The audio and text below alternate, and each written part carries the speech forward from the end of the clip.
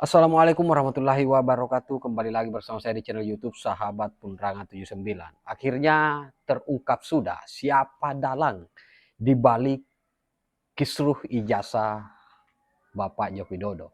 Dan juga terungkap ternyata ada agenda yang kemudian terselubung di balik polemik ijazah Bapak Joko Widodo. Kali ini Bung Andi Naswan membuat ataupun membungkam pengacara teroris Tifaroy dan Rismon dengan statement yang sangat luar biasa ketika mengungkapkan siapa dalang di balik polemik ijazah Bapak Joko Widodo. Si Tompel Hosinuddin ataupun pengacara teroris ini hanya bisa cengengesan dan tak mampu berkata apa-apa. Nah, sahabat-sahabat sekalian, sebelum kita lanjut ke videonya, saya mengajak kepada sahabat-sahabat untuk menekan tombol like, subscribe, dan share. Dan tak perlu berlama-lama, kita simak videonya berikut ini. Mereka tidak akan berhenti untuk melakukan sesuatu untuk mendowngrade presiden, untuk mengganti tujuan dan mengganti atau memakzulkan Gibran raka mereka sebagai wakil presiden. Dan salah satunya pemimpin tersebut adalah memenuhi syarat. Nah, itu yang tapi kemudian kan sudah menang dipilih oleh rakyat. Ya kan hari ini tahu kan, jadi kan sudah jelas ini bahwa ini adalah untuk mengganti wapres. menang. Jadi itu saya, kan hal yang Dingin. iya, itu kalau kita pakai Dingin apa gugup? kalau kita pakai jangan sangka Rismon memfitnah saya, si Michael Sinaga itu memfitnah saya, si Janes Yaan itu memfitnah saya, grupnya semua. Apa katanya? Saya keturunan PKI. Saya terkena KPK TPPU kasus Noel. Saya tidak pernah sholat Jumat, saya tidak tahu kiblatnya di mana. Coba. Itu udah agak personal yang kayak gitu. Enggak, makanya kita bukan bicara personal. Dari Pak Jokowi juga tadi personal. Ya kan, nggak saya. Wah, Denny Indrayana kan Demokrat. Terus disebut juga Amir Samsudin Demokrat. Partai Bang Ahmad. Ya kan? Roy Suryo Demokrat nih. Subhan Pala Demokrat. Wah, ini apakah di belakangnya itu mereka? Big question. Ya kan? Saya nggak menuduh, kita udah tahu lah. Kita nggak usah ungkapkan bahwa itu bagaimana. Akhirnya kan syarat utamanya adalah makzulan Mas Gibran. Kan begitu. Nah, sisi politis kan jelas untuk itu. Kan muncullah aktor-aktor baru. Ya selama ini kan kalau lihat ya oke. Trio ini kan. Kemudian muncullah aktor baru lagi. Ada Betor, muncul lagi ada Subhan Pala, muncullah yang namanya juga dari pensiunan TNI, ya kan gitu. Nanti muncul lagi nih. Muncul lagi ada Denny Indrayana kan gitu kan, itu sesuatu yang memang sudah kita gambarkan sebelumnya. Sekarang bukan sesuatu itu yang kita kaget, enggak. Pasti akan begini, pasti akan begini, pasti akan begini. Karena bagaimanapun mereka tidak akan berhenti untuk melakukan sesuatu untuk mendowngrade presiden, untuk mengganti tujuan dan mengganti atau memakzulkan Gibran raka mereka sebagai wakil presiden.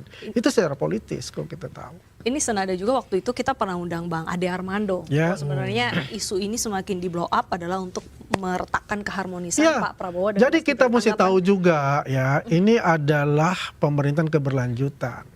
Itu jelas Pak Prabowo juga sudah mengatakan itu. Ya kan?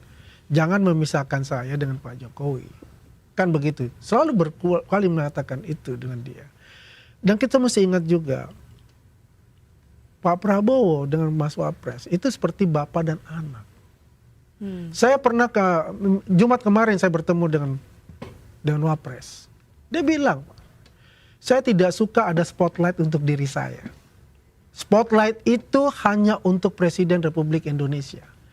Saya hanya pembantu dan saya hanya mau bekerja. Karena saya tidak cakap untuk berbicara. Karena saya orang pekerja. Spotlight semuanya harus untuk Presiden Republik Indonesia. Itu poinnya. Oke. Tanggapannya Bang, bahwa sebenarnya Abang ada goals ke sana.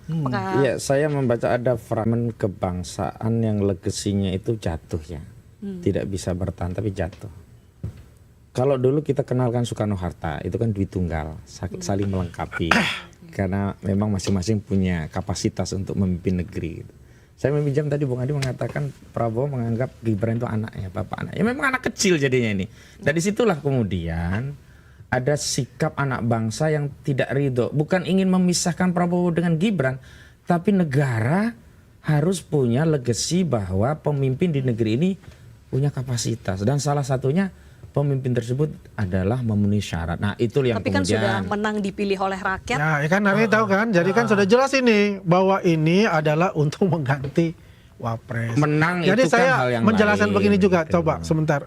Bahwasanya anak dan bapak itu pengertiannya itu bukan dari sosok seorang anak kecil. Tidak. Hubungan antara bagaimana beliau itu ya dengan Mas Gibran itu adalah sangat sebagai tuturi handayani Sangat gitu erat loh. gitu maksudnya. Sangat erat untuk itu. Menciptakan seorang anak muda sebagai pemimpin bangsanya ke depan. Ya, yang nanti akan dipimpin oleh anak-anak muda ke depan itu paling banyak, ada sekitar berapa? 65% anak-anak muda itu. Oke. Jadi secara kapasitas jangan diremehkan kapasitas dia. Diberikannya tugasnya sebagai untuk mengontrol yang namanya Papua. Bertanggung jawab full untuk Papua. Itu nggak main-main. Bagaimana Papua itu ya sangat ibaratnya kayak bola panas ya kan. Ada KKB di sana. Beliau ditugaskan untuk di sana bagaimana menetralisikan bagaimana dibangunnya Papua itu. Kita perlu tahu belum ada presiden di Indonesia ini yang membangun namanya Trans Papua. Ada juga Trans Kalimantan, Trans Sulawesi, Trans Sumatera yang dibangun pada saat itu. Ya kan? Artinya tinggal keberlanjutan itu berjalan untuk fokus untuk itu. ini presiden bukan saudara Joko Widodo yang nggak bisa seenak-enaknya seperti dulu perintahkan Kapolri dicari jadi itu barang. Betul tadi katanya. Kalau memang digunakan kekuasaan jadi itu barang. Nah ini kan kemudian menunjukkan kepada kita memang ada upaya untuk menggunakan itu dan sudah dalam tahap tertentu. Tetapi dalam tahap yang lebih daripada itu nggak mampu juga. Nah itu saya juga mau menunjukkan kepada masyarakat ada waktunya kekuasaan itu mengalami defisit pengaruh bahkan pendukung. Baik. Termasuk bahkan dia pun tidak berdaya untuk menggerakkan organ kekuasaan yang ada pada dirinya. Nah ini lumpuh gitu loh. Ya kita lihat saja nanti ke depan seperti apa. Adi, gitu. tapi Pak Jokowi sendiri apakah juga membaca ada pergeseran kasus ini untuk mungkin meretakkan hubungan Pak Prabowo dengan Mas Gibran? Ya, beliau tahu itu semua. Tanggapannya gimana beliau? Ya, sebagai ayah. kalau kita bicara tanggapannya, ya, kan ini sudah menjelaskan oleh Pak Prabowo sendiri bagaimana beliau yang meminta sendiri Mas Gibran untuk jadi gitu ya.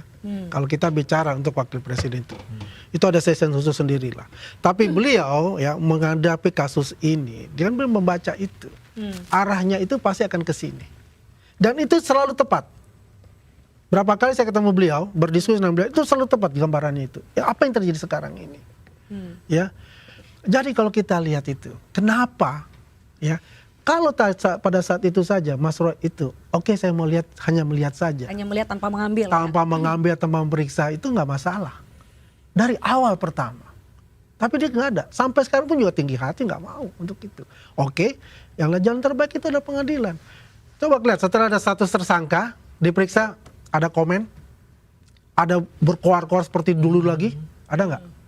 Saya mau tahu. Masih terdengar Ada, ya. ya walaupun Enggak, tapi itu sangat soft. Oke. Betul nggak? Soft kan? Kan orang kalau sudah tersangka, kakinya ini selangkah untuk masih sebagai terdakwa. Ya kan? Ibaratnya begitu loh. Tapi soal ini nih, soal kebebasan berpendapat di komentar-komentar itu ya.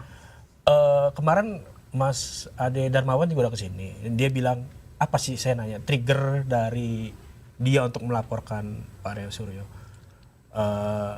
Dia jawab, tapi aku mau tanya ke Mas Andi, sebenarnya triggernya atau batas ini udah keterlaluan nih dari Mas Andi itu apa kira-kira? Ya memang sudah keterlaluan dalam hal itu, ya, karena ini sudah memfitnah beliau. Itu saya aja difitnah ya, jangan sangka. Risman memfitnah saya, si Michael Sinaga itu memfitnah saya, si Janes Yahani itu memfitnah saya, grupnya semua. Apa fitnahnya? Saya keturunan PKI. Saya terkena KPK TPPU kasus Noel. Saya tidak pernah sholat Jumat. Saya tidak tahu kiblatnya di mana. Coba. Itu udah agak personal yang kayak gitu. Enggak, makanya kita bukan bicara personal. Dari Pak Jokowi juga tadi personal. Ya kan? Bukan masalah ijazah saja. Karena apa? Personality itu.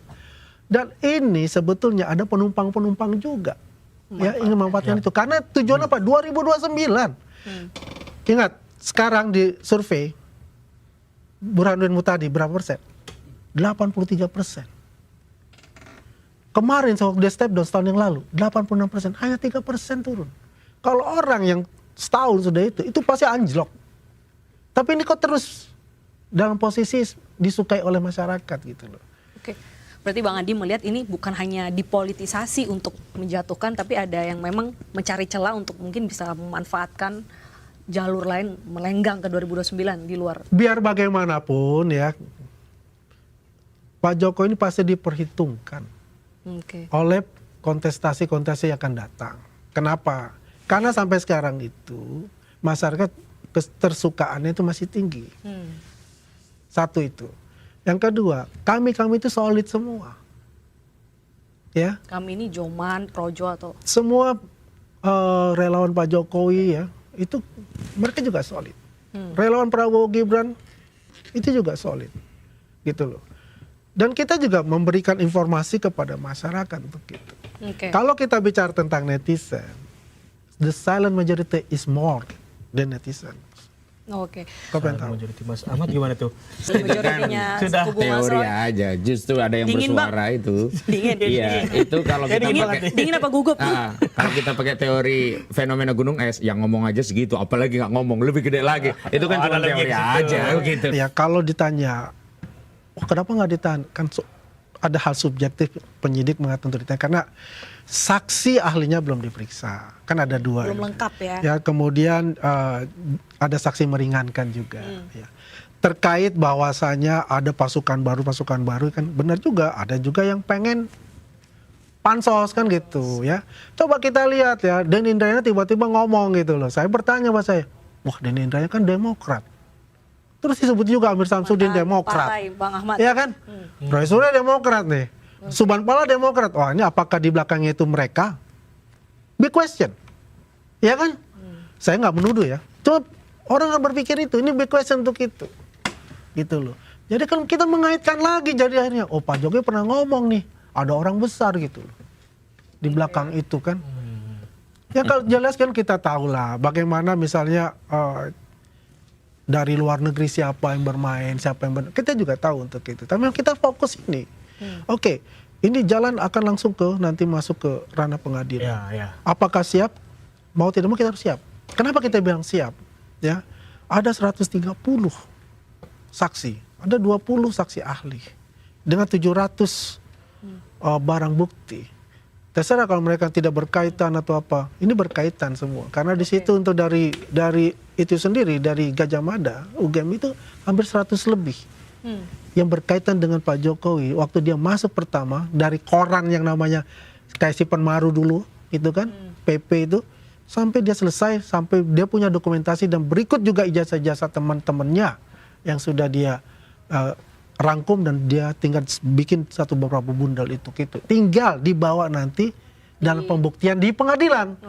Pengacara memang harus membela kliennya, apapun itu, baik atau salah, jelas itu. Tapi kalau kita lihat itu kan semua diselesaikan di pengadilan. Bagaimana berdebat dengan itu. Tapi kalau dikatakan maju kena, mundur kena, enggak juga. Justru yang maju kena, mundur kena ini adalah Roy Suryo dan kawan-kawan ini. Karena pintu maaf itu sudah tertutup. Karena sudah dilaporkan. Iya, karena sudah masuk situ kan. Dari awal berapa kali sudah diminta. Silakan aja, ayo nggak masalah.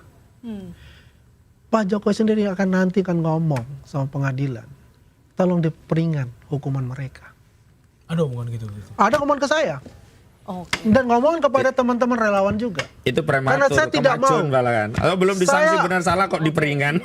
Jadi artinya kecuali udah divonis minta diperingan. Oh, belum ada vonis. Nah, tunggu dulu. Jadi kan saya bilang, ini apa namanya? Bahwa beliau juga tidak suka akan kajian seperti ini. Emang nggak siap sejak awal. Kalau dia tidak difitnah, ya mungkin enggak. Dia orang yang ibaratnya apa ya? Tidak pernah mau membuat suatu masalah untuk kita. Dan selalu apa orangnya tidak mau membuat masalah satu dan selalu melihat apa yang dirasakan masyarakat itu dia juga rasakan. Karena dia itu bukan lahir seorang elit. Lahir dari kalangan paling bawah, menapak dia sampai atas. Dia paham betul apa yang dirasakan oleh masyarakat Indonesia. Apalagi selama dia jadi 10 tahun sebagai presiden juga. Gitu loh. Jadi tidak mau yang namanya itu ada satu anak bangsa. Tidak ingin ada kegaduhan panjang. Kegaduhan panjang ini tidak mau.